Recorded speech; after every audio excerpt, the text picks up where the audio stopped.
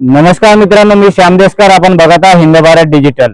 शालेय विद्यार्थ्यांसाठी खाजगी जे स्कूल वाहन आहे त्यांच्यासाठी नवीन नियमावली जाहीर होणार आहे अशी सध्या बातमी चर्चेमध्ये आलेली आहे. आपल्यासोबत महाराष्ट्राची उपराजधानी नागपूर या ठिकाणी आम्ही एका शाळेजवळ आलेलो आहोत. त्या ठिकाणी वाहन चालक आपल्यासोबत आहे, त्यांच्यासोबत आपण संवाद साधूया. नेमकं यावरती काय यांचं म्हणणं आहे आपण बघूया. सर, हिंद भारत डिजिटल मध्ये आपलं खूप खूप स्वागत आहे. नमस्कार. आमच्यापर्यंत अशी माहिती आलेली आहे की नवीन नियमावली म्हणजे जाहीर होणार आहे. जे काही पालक लोकांनी शासनाकडे किंवा वाहतूक विभागाकडे सूचना दिलेली आहे की 10-12 महिन्याच्या शुल्क म्हणजे वाहन चालकाकडून आकारण्यात येते, पण मात्र शाळा जी असते ती 10 महिन्याचीच असते, 2 महिन्याची जास्त आकारण्यात येते. यावरती एकंदरीत आपल्याला काय वाटतंय? सबसे पहली बात तो ये है कि स्कूल के बच्चों को लाना और ले जाना ये इतना महत्वपूर्ण काम है कि इसके लिए हमको हमारे फैमिली को देखना, हमारे बच्चों को देखना, ये हम सब छोड़कर, अपने सारे कामों को छोड़कर हम सबसे पहला प्रिपरेशन है अपने बच्चों को समय पे स्कूल पहुंचाना, गेट बंद होने से पहले, और उनको स्कूल से घर लेके जाना और सेफ ले जाना, और सेफ ले जाना ये सबसे बड़ी जिम्मेदारी हमारी है. इसके अंदर में दूसरा महत्वपूर्ण मुद्दा ये है कि जब स्कूल 10 महीने की चल रही है तो हमसे पूरे गवर्नमेंट टैक्स में हम पूरे टैक्स पूरा भरते हैं. 16-16 हजार 17-17 हजार रुपए इंश्योरेंस गाड़ी पूरा 12 महीने का भरते हो? 12 महीने का भरते, ये पूरा 12 महीने का भरते, और हमको 40 डेज की छुट्टियां रहती है, 40 दिन के वैकेशन रहते हैं. वही वेकेशन के अंदर में हमारी गाड़ियां स्टैंडिंग ओवेशन में रहती है, ना कोई सवारी मार सकती है, ना कहीं हम बुकिंग पे भेज सकते हैं उसको. अगर कहीं भेजना है तो उसके लिए आरटीओ से परमिशन लेनी पड़ती है, परमिट निकालने पड़ते हैं उसके लिए, उसका फेयर देना पड़ता है, उसके भी चार्जेस लगे हुए, उसके लिए बहुत सारी फॉर्मेलिटीज. इसलिए गाड़ी 40 दिन तक के घर में स्टैंडिंग ओवेशन में खड़ी रहती है. बट हमको टैक्स के अंदर में कोई रियायत नहीं है, हमको इंश्योरेंस के अंदर में कोई रियायत नहीं है. हमारा जो 40 दिन खड़ा रहता है तो उसके 40 दिन का हमको 12 महीने का फिटनेस भी करना पड़ता है. 12 महीने हमारा फिटनेस रहता है, 40 दिन हमको उसमें छोड़ देना चाहिए. आरटीओ ने 40 दिन हमको माफ कर देने चाहिए कि भैया आपका 40 दिन हम अपडेट करके आपको देते हैं, क्योंकि उस कंडीशन में गाड़ियां चलती नहीं है. स्टैंडिंग ओवेशन में टोटल गाड़ियां स्टैंडिंग ओवेशन में खड़ी रहती है. और वही 12 महीने की बात पेमेंट का, सबसे पहली बात तो यह है कि अप्रैल से लेके अभी तक मई तक स्कूल हो गया है. 10वीं वाले बच्चों को पूरा हमको लाना ले जाना, 9 से लेके जून तक हम बच्चों को लेके जाते हैं, 10 तक 11 महीने लेके जाते हैं बच्चों को. उसके बाद में क्या होता है कि जो बीच में से जो बच्चे 15 तारीख से एग्जाम शुरू हो जाते हैं बच्चे उतर जाते हैं, लेकिन जो बच्चे उतर जाते हैं वो जगह प्लेस खाली हो जाती है बच्चों की. एक गाड़ी के अंदर में 8 से 10 बच्चे 10वीं के अगर है तो उसके अंदर में 8 से 10 बच्चे छोटे रहते हैं. 10वीं वाले बच्चे अगर उतर जाएंगे तो वो गाड़ी खाली हो जाएंगी उसकी. तो उसको कम से कम 11 महीने का पेमेंट तो भी मिलना चाहिए. एक इसके हिसाब से रूल रेगुलेशन के हिसाब से भी देखेंगे आप तो स्कूल 12 महीने का फीस लेती है. किसी ना किसी तरीके से अपने तरीके से वो 12 महीने की फीस स्कूल बस निकाल लेती है. लेकिन प्राइवेट वाले का ऐसा नहीं है. प्राइवेट वाले को, प्राइवेट से सबसे पहले बोलने का मतलब हम प्राइवेट है ही नहीं. हम जो भी काम कर रहे हैं सिस्टम के लिए कर रहे हैं, स्कूल के लिए काम कर रहे हैं. हम अपना पर्सनल काम नहीं कर रहे हैं. हम जो भी काम कर रहे हैं देश के भविष्य हमारे साथ जा रहा है, देश का भविष्य हमारे साथ आ रहा है, वो भी सेफ तरीके से उसको लेके जाना और लेके आने की सबसे बड़ी जिम्मेदारी हमारी है. इसके अंदर में सरकार ने हमको रियायत देनी चाहिए. इसके अंदर में आरटीओ ने हमको रियायत देनी चाहिए. हमारे पासिंग के अंदर में 40 डेज का माइनस होना चाहिए. कम से कम 11 महीने का पेमेंट हमको मिलना जरूरी है, क्योंकि 1 महीने का हम कंसिडर कर रहे हैं. 2-2 महीने हम बर्दाश्त नहीं कर सकते. हम भी हाथ मजूर है, हाथ से कमाने वाले और खाने वाले लोग हैं. 1 महीना जब गाड़ी खड़ी रहती है, जैसे कि 1 महीना नहीं, 40 दिन गाड़ी 40 दिन गाड़ी खड़ी रहती है. इस 40 दिनों में मतलब आपको कुछ वाहन से मतलब कोई किसी प्रकार का मतलब उपलब्धि नहीं. और सबसे पहली बात तो यह है कि स्कूल चालक वालक जो भी है, स्कूल का काम करने के बाद में वो दूसरा कोई काम धंधा नहीं कर सकते, करते ही नहीं है. उनके पास में उनको एक हैबिट हो गई है इस चीज की कि अपने को स्कूल का ही काम करना है.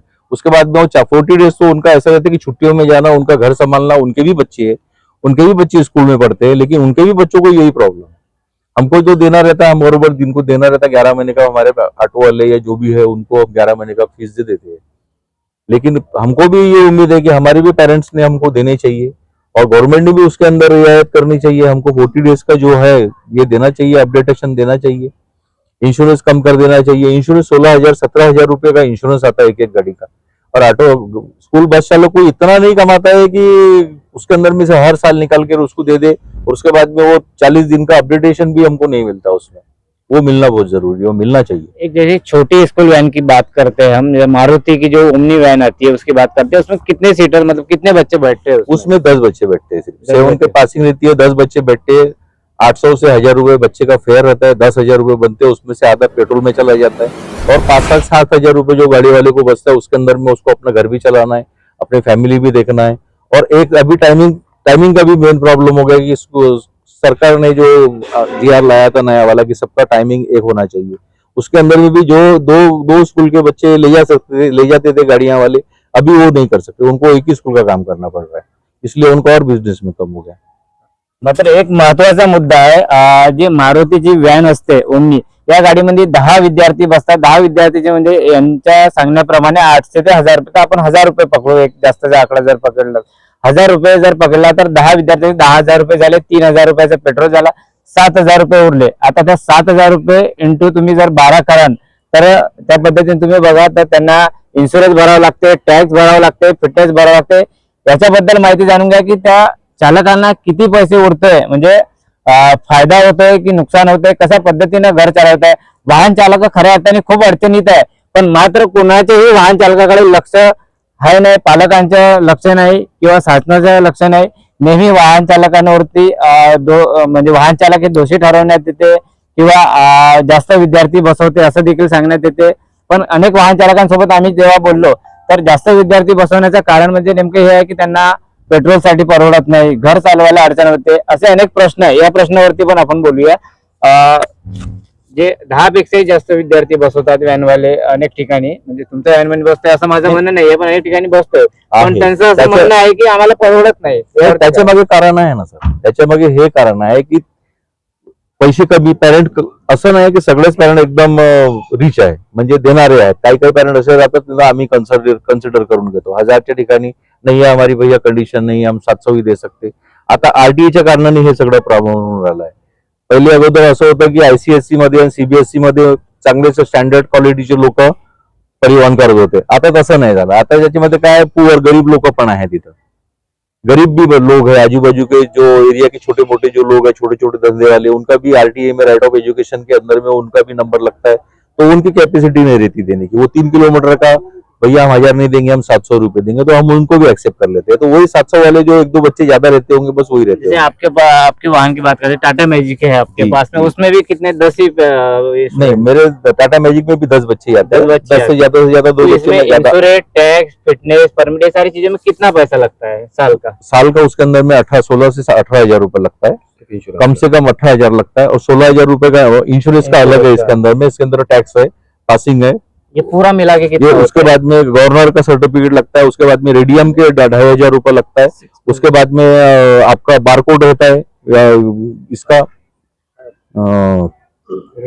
रेडियम का बारकोड रहता है, वो लेने के लिए। उसके बाद में सिलेंडर रहता है, फायर सिलेंडर का भी हमको फेयर करना पड़ता है 1000। उसके बाद गवर्नर सर्टिफिकेट भी लगता है, ये सब हर चीज का सर्टिफिकेट लगता है। और हर सर्टिफिकेट के लिए 1000 से साल का कितना खर्चा होता होगा इसमें? साल का कम से कम 40,000 रुपए। 40,000 रुपए। और उसमें आपके वाहन को टायर वगैरह लगते होंगे, टायर है, मेंटेनेंस से 40,000 रुपए उसके अंदर इंक्लूड है। सभी चीजों के रेट बढ़ गए, सभी चीजें उसके अंदर इंक्लूड है, कम से कम 40,000 रुपए साल का एक गाड़ी को लगता है मेंटेनेंस के लिए। मेंटेनेंस तो डेली का है, अभी जरूरत पड़ गई तो कभी एकदम 10,000 रुपए लग जाते गाड़ी को, कभी 25,000 लग जाते, कभी तो 200 रुपए में काम हो जाता।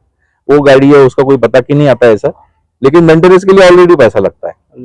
उसके बाद में हमारा खुद के लाइसेंस रिन्यूअल रहते हैं, टैक्सेस रहते हैं, पीयूसी रहती है, हर महीने पीयूसी करो, हर 6 महीने में पीयूसी करनी रहती है। सारी चीजें अप टू डेट रहने के बाद में भी सारे और टाइम टू टाइम सर्विस देने के बाद भी अगर पेरेंट्स हमको नहीं समझेंगे, हमने पेरेंट्स का बहुत समय बचाया है। पेरेंट्स जो घर में दोनों हस्बैंड और वाइफ गवर्नमेंट सर्वेंट है, वो नहीं कर सकते ये काम। हमारी ड्यूटी हम अपने सेंसिटिव और शार्प तरीके से करते हैं, उसके अंदर में हमको किसी को बोलने की जरूरत नहीं पड़ती कि इतने बजे क्यों है, गेट बंद होने से पहले हमको पहुंचना है। और जस्ट छुट्टे से ही पेरेंट 10 मिनट का समय देखते हैं कि 10 मिनट लेट आया तो फोन हमको आ जाती है। लगभग 10 सीटर गाड़ी वाले को कितना मंथली पैसा बचता होगा, जिस हिसाब से आप 10,000 का कैलकुलेशन बताया अपने 10 स्टूडेंट के पीछे? हाँ, तो उसको 5-7 हजार 8,000 रुपए उसका मंथली बचता है। उसमें घर भी चलाना है, घर भी चलाना है, सारी बातें उसके अंदर मुश्किल। अगर 2 स्कूल करता है तो 10,000 15,000 रुपए बचा सकता है, नहीं तो फिर क्या है, उसको तो रोजगार चाहिए, अपना फैमिली को चलाना है, तो कुछ ना कुछ करना है, इसलिए ये एक ऑप्शन उसके पास बचा हुआ है कि स्कूल बस चालक करना है। और ईमानदारी का, मेहनत का काम है, ईमानदारी का काम है, इसके अंदर में कहीं कोई बेईमानी नहीं कर सकता। इंसान बेईमानी करेगा तो उसको कोई नहीं पूछेगा। क्या मांग है आपकी वाली पालकों से और परिवहन विभाग से, जो मेरी नई मांग नियमावली के मेरी बारे में मांग कुछ तो विचार नहीं है, करते हैं? मेरी मांग तो नहीं है पालक लोगों मतलब वाहन से। चालकों की ओर से। नहीं, मेरी मांग नहीं है कुछ भी। मैं ये बोलना चाहता हूँ कि आप हमारे बारे में सोचिए, अपने दिल पे हाथ रखिए, अपने दिल पे हाथ रखिए और सोचिए कि हम कहाँ पे सही है और कहाँ गलत है। आप अपनी जान हमारे हाथ में दे रहे हो, आप अपनी जान हमारे हाथ में दे रहे हो। ये इतना आपको यकीन करना चाहिए कि जब अपनी जान आपने इनके हाथ में दे रहे हो तो आप 1 महीने का पेमेंट उनको सौ खुशी देना चाहिए, क्योंकि वो 12 महीने का टैक्स हम आपके बच्चों के लिए भी भर रहे हैं, हम अपने अकेले के लिए नहीं भर रहे, बच्चों का भी इंक्लूड है उसके अंदर। इंश्योरेंस स्टूडेंटों को भी बिल्कुल, इसमें। इंश्योरेंस का जो है वो बच्चों का भी है उसके अंदर, इसलिए हम 16,000 17,000 रुपए साल का इंश्योरेंस भरते हैं। तर वाहन चालकाकडून सांगण्यात आलेलं आहे या ठिकाणी की आम्हाला 12 महिन्याची म्हणजे जे फीस असते ही देण्यात आली पाहिजे, कारण की 40 दिवस हा वाहन जागेवरती उभा राहतोय. जर आम्ही प्रायव्हेट बुकिंग जर केल्या तर RTO ची अडचणी येतात, त्यामध्ये अनेक नियमावली असतात असं देखील या ठिकाणी म्हणण्यात आलेलं आहे. आपण वाहन चालकांकडे सुद्धा म्हणजे पालकांनी आणि शासनाने लक्ष दिलं पाहिजे आणि इन्शुरन्स जो आहे 16,000 रुपये जे आकारले जाते किंवा अनेक वाहनामध्ये वेगळे वेगळे इन्शुरन्स आहेत त्यामध्ये सुद्धा म्हणजे कमतरता केली पाहिजे असं देखील वाहन चालकांकडून या ठिकाणी सांगण्यात आलेलं आहे. हिंद भारत डिजिटल करिता मी श्याम देशकर, नागपूर.